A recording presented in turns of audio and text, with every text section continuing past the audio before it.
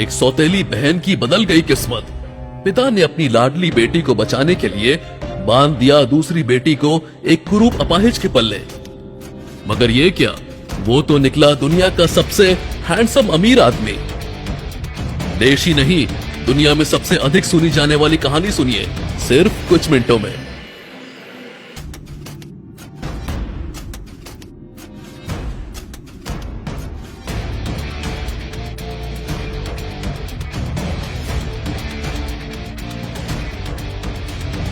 तेरी सुहागरात तो आज बहुत अच्छी होगी ना, इस अपाहिज और बदसूरत आदमी के साथ। बहुत मजा आएगा दीदी आज तुम्हें, तुम्हारी सुहागरात पे। तो ये मत समझना कि तेरी शादी हो गई है तो तुम मुझसे बच गई।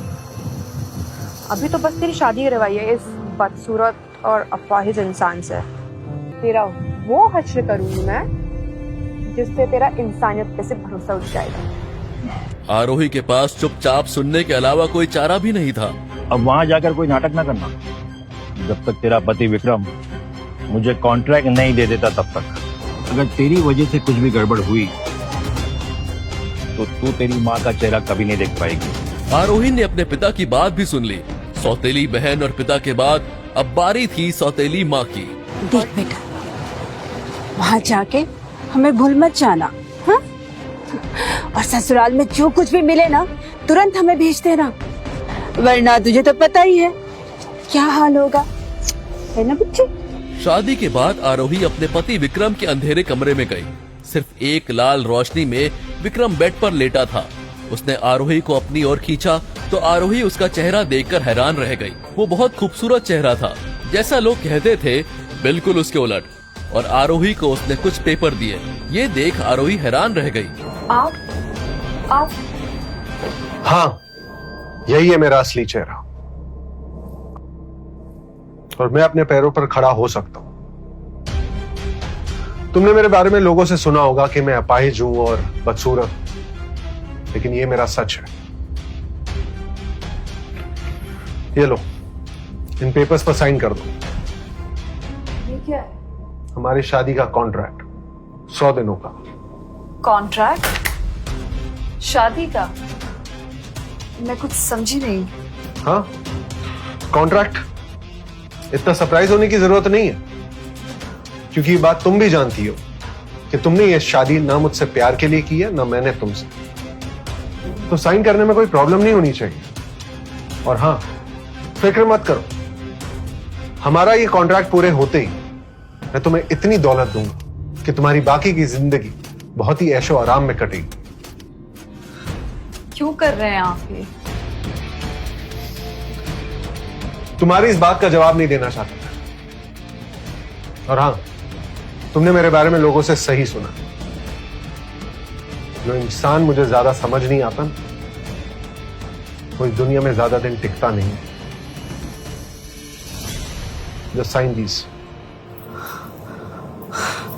डराने की कोशिश कर रहे हैं आप मुझे?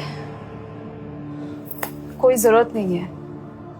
पेपर साइन करना है ना, मैं कर देती हूँ, लेकिन डर के नहीं, अपनी मर्जी से करती हूँ।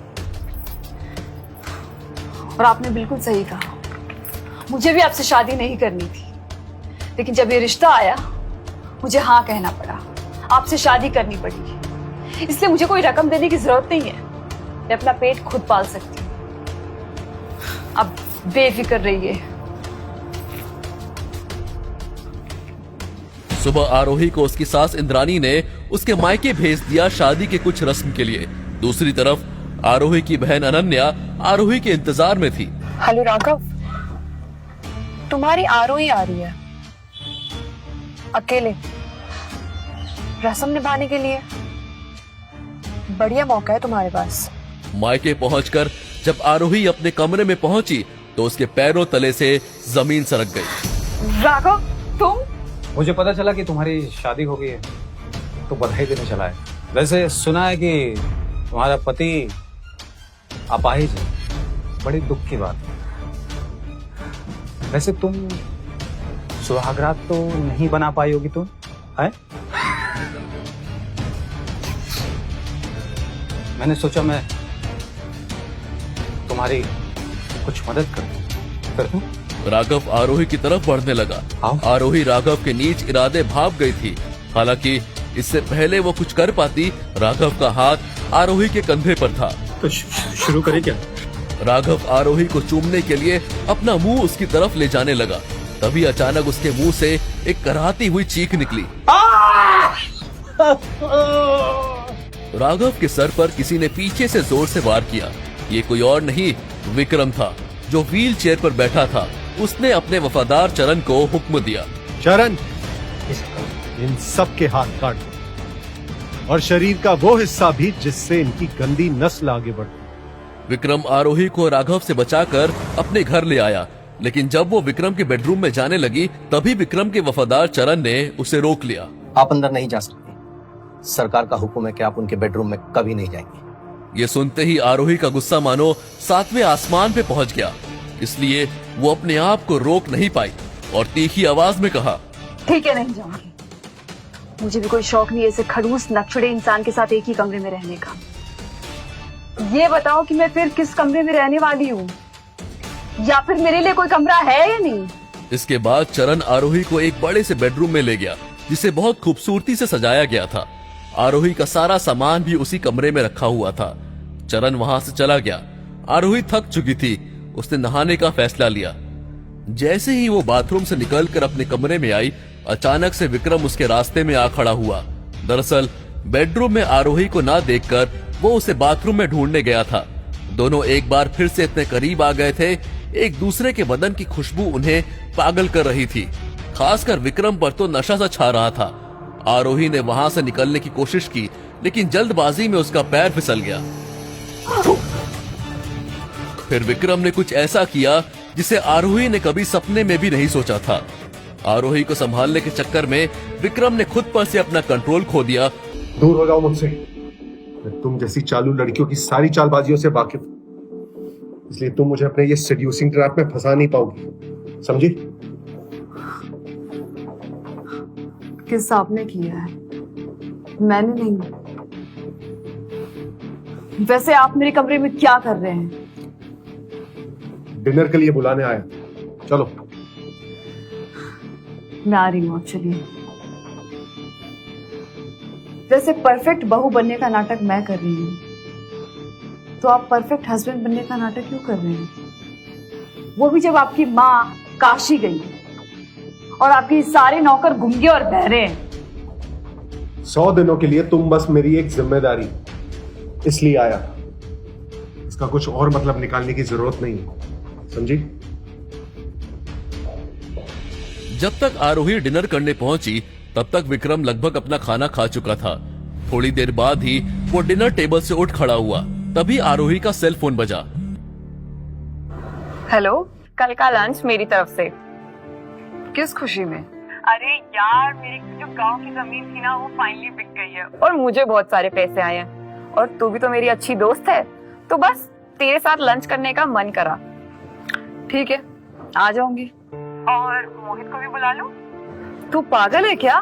पागल मैं नहीं, तू है, जो तुझे इतने टाइम से पता नहीं कि वो तुझसे कब से और कितना प्यार करता है। मेरी शादी हो गई है।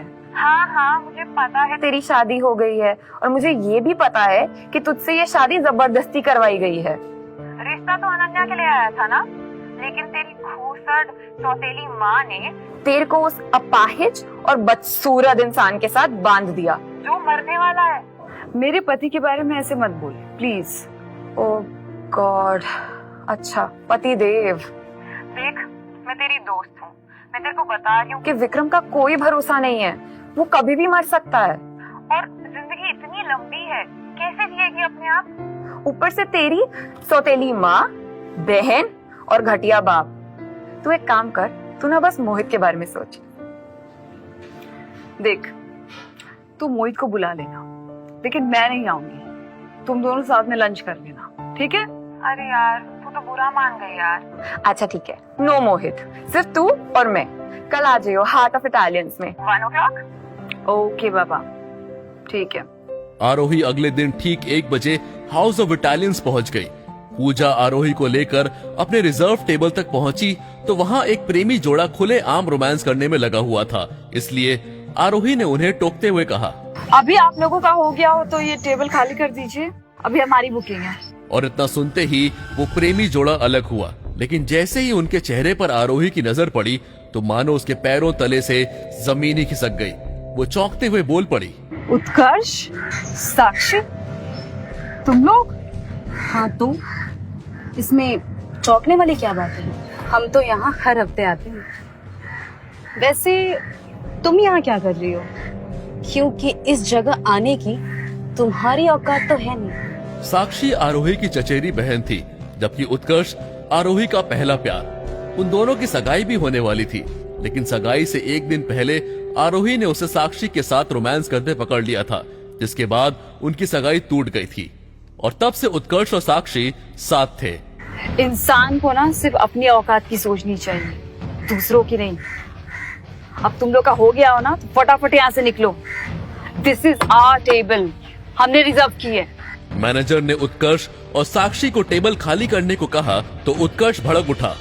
तू मुझे यहाँ से उठ के जाने को कह रहा है? मुझे भूल गया क्या? महीने में 10 बार से ज्यादा आता हूँ यहाँ पे, लाखों रुपए खर्च करता हूँ। क्या चाहते हैं, यहाँ आना बंद कर दूं मैं? मैनेजर ऐसा कीमती ग्राहक गंवाना नहीं चाहता था। मैम आप मेरे साथ आइए, मैं आपको इससे भी बेहतर टेबल देता हूँ। हमने ये टेबल बुक कराई है, हम यही बैठेंगे। आपको सच का साथ देना चाहिए और आप हमें ही बोल रहे हैं। ये टेबल हमने रिजर्व की हुई है, इन्हें कोई और टेबल दे दीजिए ना। आप दोनों नहीं मानोगे मतलब? क्या मतलब? अभी समझाता हूँ। सिक्योरिटी! लेकिन इससे पहले कि वो सुरक्षा गार्ड आरोही और पूजा को छू भी पाते, वहाँ एक भारी भरकम आवाज गूंजी। क्या हो रहा है यहाँ? आरोही ने पलटकर देखा तो उसकी आंखें बाहर आ गई, क्योंकि ये आवाज किसी और की नहीं बल्कि विक्रम की थी। और उसके बगल में खड़ी थी आरोही की बहन अनन्या। विक्रम ने मैनेजर को बुलाया, जो विक्रम के डर से मानो कांप रहा था। तभी अनन्या ने कुछ ऐसा कहा जिसे सुनकर आरोही के कानों में जोर की हलचल पैदा हो गई। राजवीर, इसमें सदाकांत की क्या गलती थी? ये आरोही और साक्षी दोनों मेरी बहन है और उनकी बचपन से कभी नहीं बनी।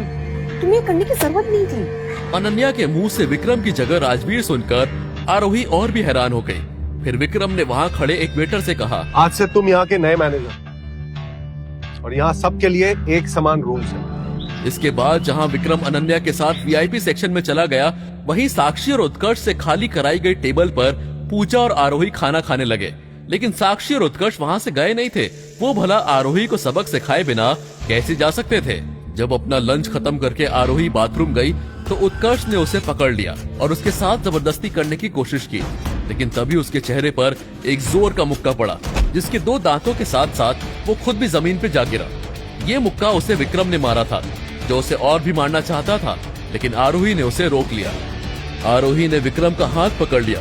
विक्रम भौचक्का रह गया, जबकि मौका देख के उत्कर्ष तूफान की तरह वहाँ से भाग खड़ा हुआ। विक्रम ने उसे घूरा तो वो असहज हो गई और उसे लगा कि उसे वहाँ से निकल जाना चाहिए। लेकिन उसने जैसे ही वहाँ से निकलने की कोशिश की, उसका पैर फिसल गया और एक पल के लिए उसे लगा कि वो इतना जोर से गिरने वाली है कि उसका सर ही फट जाएगा। लेकिन तभी विक्रम ने बिजली की फुर्ती दिखाते हुए उसे गिरने से बचा लिया और अब वो लगभग उसकी आगोश में था। और जब ये नजारा अभी अभी वहाँ पहुंची अनन्या ने देखा तो उसका खून खौल उठा। लेकिन अनन्या का गुस्सा शांत नहीं हुआ था। वो तुरंत आरोही के पास पहुंच गई। शर्म नहीं आई तुझे अपनी बहन के बॉयफ्रेंड के साथ ये सब करते हुए? हाँ, इसके बाद मेरे राजवीर के आसपास तू दिखी ना तो तेरे पति को रिकॉर्ड करके सब भेज दूंगी। और उसके बाद पति चाहे जैसा भी हो, अपनी पत्नी के काले कारनामे देखकर तुम्हें फांसी पे लटका ही देगा। समझी? राजवीर, फोन निकाल, रिकॉर्ड कर और भेज दे मेरे पति। ये देखते ही अनन्या गुस्से, जलन और डर से भर गई, क्योंकि विक्रम ने आरोही के इस कदम का विरोध भी नहीं किया। अनन्या ने खुद से बात करते हुए कहा, राजवीर कहीं आरोही के चक्कर में तो नहीं फंस गया? नहीं, मैं ऐसा नहीं होने दे सकती। मैं किसी भी सूरत में ये होने नहीं दे सकती। और अगर ऐसा हो गया तो मेरे हाथ से एक अमीर प्रेमी नहीं कहूंगी मैं सिर्फ, बल्कि आरोही राजवीर को ये भी बता देंगी कि उस रात कमरे में मैं नहीं आरोही थी उसके साथ। अगर राजवीर को ये पता लग गया तो वो मुझे बहुत से भी बदतर सजा देगा,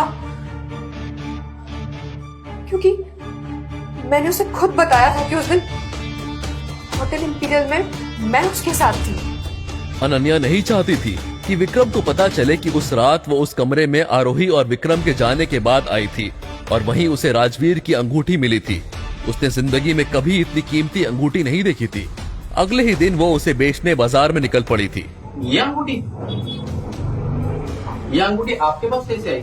ये तो मालूम है बहुत कीमती है, मुझे मेरे प्रिंस ने दी थी, मतलब मेरा बॉयफ्रेंड, और कहा था कि अगर जरूरत पड़ी तो अंगूठी बेच देना, बहुत ज्यादा पैसे आएंगे जिससे जिंदगी ऐश से कटेगी।